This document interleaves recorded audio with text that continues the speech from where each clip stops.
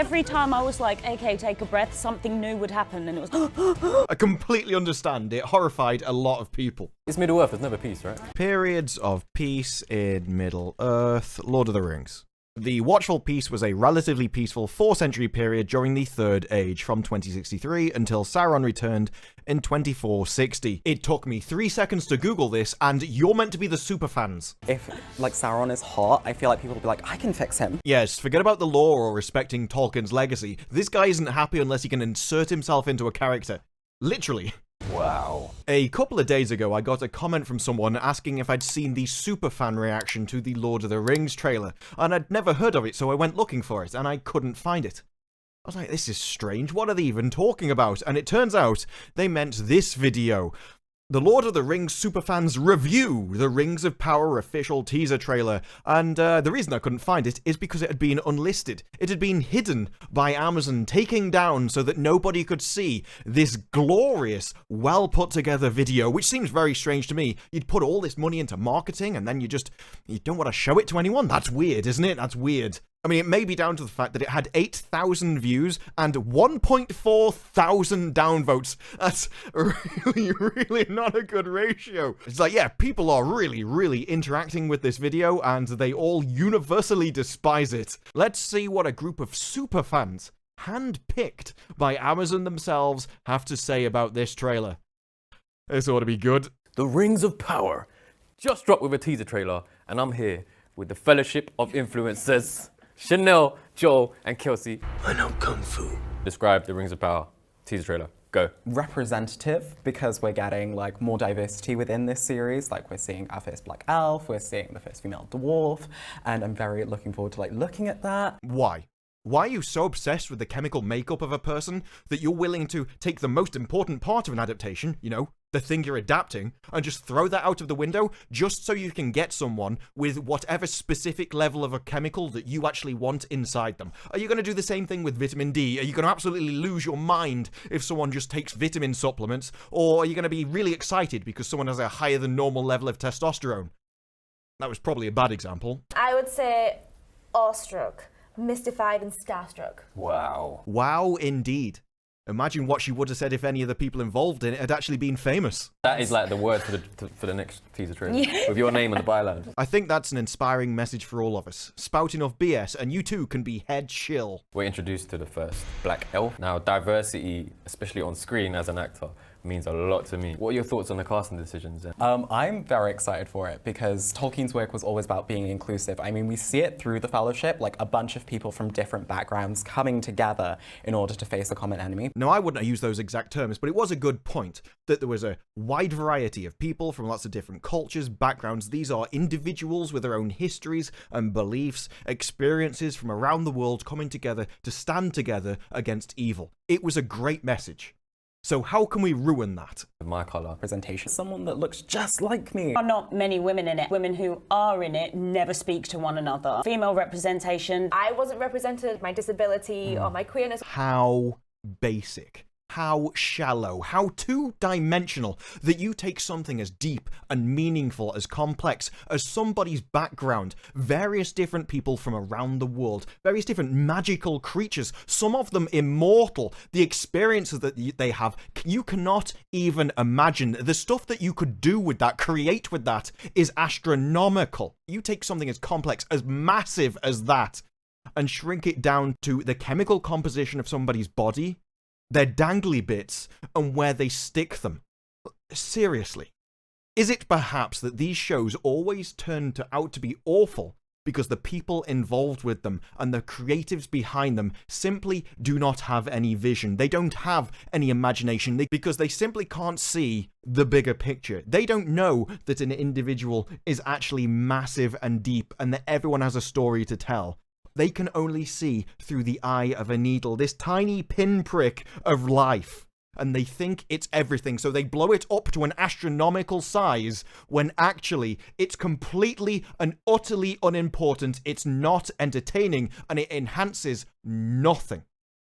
It's not that it exists in the show, it's that you put it front and center in things like this when it's completely and utterly irrelevant. The Rings of Power is the reason why the four of us are sitting here today. Yeah. And it's like, we Literally. probably wouldn't have if the series wasn't being made. We probably wouldn't be sitting here discussing the Rings of Power if the Rings of Power wasn't being made. With high IQ takes like that, I can't imagine why it got so many downvotes. So from the teaser trailer, what intrigued you the most? Rings happening or like being formed? They start making like some initial rings that like don't have much power. Superfan. My girl Galadriel. Yeah, I love Galadriel. That part in the trailer when she come around waterfall with the knife. Out of all of it, you chose the bit where the elf climbs a mountain in full armor wearing metal gauntlets. Not really renowned for their rock climbing ability, are they? Massive metal gauntlets. You can't exactly feel the rock face or grab every tiny little ledge on a mountain. It's normally not why rock climbers use them. You did choose that bit because it's the most action-packed and intriguing, right? Not because it's someone who has fallopian tubes. The way we've seen her in the movies, she's been very like flowy with her. Yeah. Serene, she's not doing much, and this time she's like full on. Yes, because in the movies, she was actually acting like Galadriel. Whereas now, she's simply been replaced by an imposter from fan fiction. Don't want to get into any kind of introspection about why that makes you happy, why completely ignoring the thing that you're adapting actually is a benefit for you. Nothing? No? I'm excited to see like this kind of younger and maybe more inexperienced Galadriel. Galadriel was born in 1362. Depending on what stories the series tells, she could be between 3,500 to 5,411 years old. Superfan. There's something very cool with prequels. They can make you love the things you already love even more, make us love the Hobbit films and the Lord of the Rings films, and potentially the books as well. There you have it, folks. This TV series might make you even love the books. Or if she means that the series will make you love them more, then I can only assume she means, like, relatively. You realise what you actually had and the quality of it. Relative to what you're getting now. We had our own little Middle-earth experience. How did it feel? Like, it was such a good time, honestly, and the venue and everything, it just looked the part. It was incredible. Yes, and I'm sure being taken on an all-expenses-paid holiday to watch a TV series trailer inside a castle didn't influence your opinion of it in the slightest. There is definitely no conflict of interest here. Yo, this tune is banging! I just felt like a giant kid again. Walking through the fire ring, it was so cool. And the cocktails were very nice. Oh, they were drunk. It's kind of all falling into place now, isn't it? I remember putting out my phone and I was like, yeah, it's Radio Lord of the Rings. I know you guys are selfie-holics, right?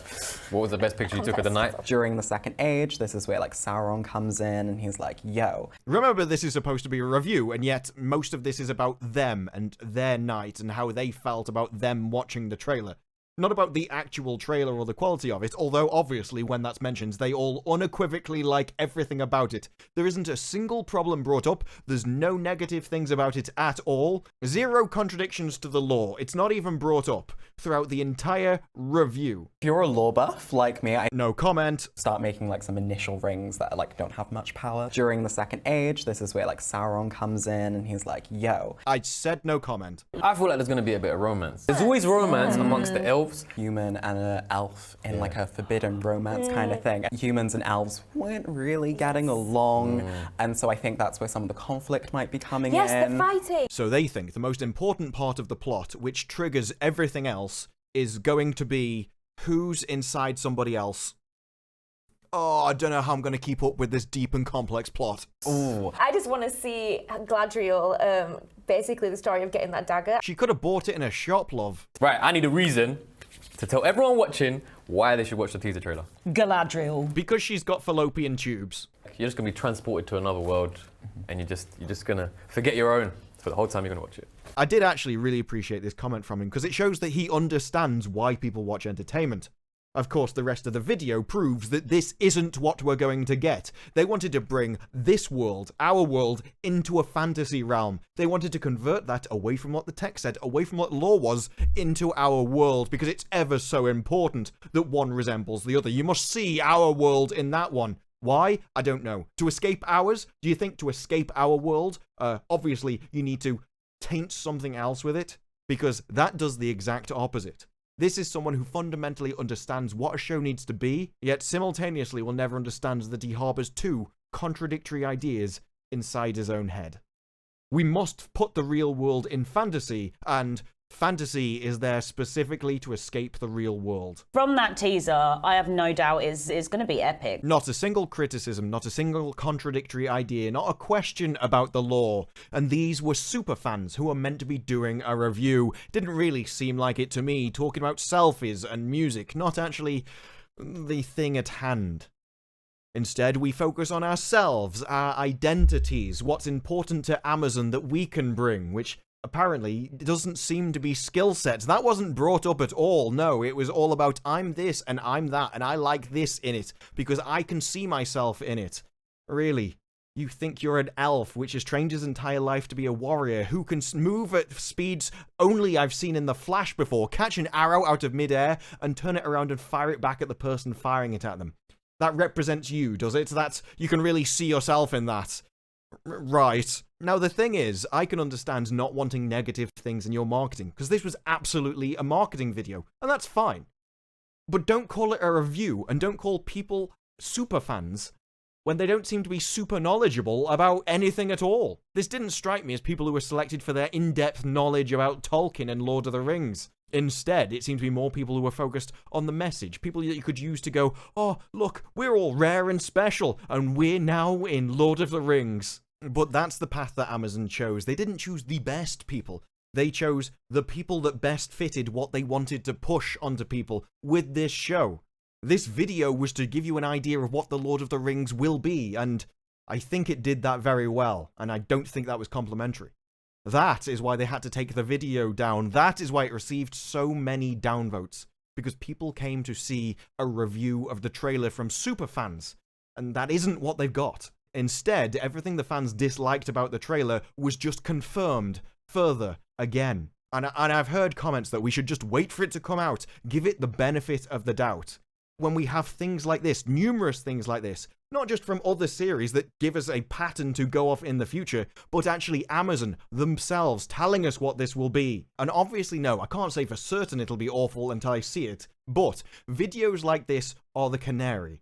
And it's on the floor, surrounded by 25 people, and they're stabbing it in the heart, and then they set its body on fire. And at some point, I think I am entitled to go, I think it's dead. Definitely the position I am with the trailer, not just from seeing the trailer themselves, but from the interviews and the videos and the actual marketing that Amazon has pushed themselves. And if that's all wrong, if all of it is pointing in the wrong direction, then that's not my fault for judging them on it. It's Amazon's for putting out the wrong message. But considering message seems to be their most important thing, something that they've thought about the most and want to put through everything, I don't think communication of the message is something they would have got wrong.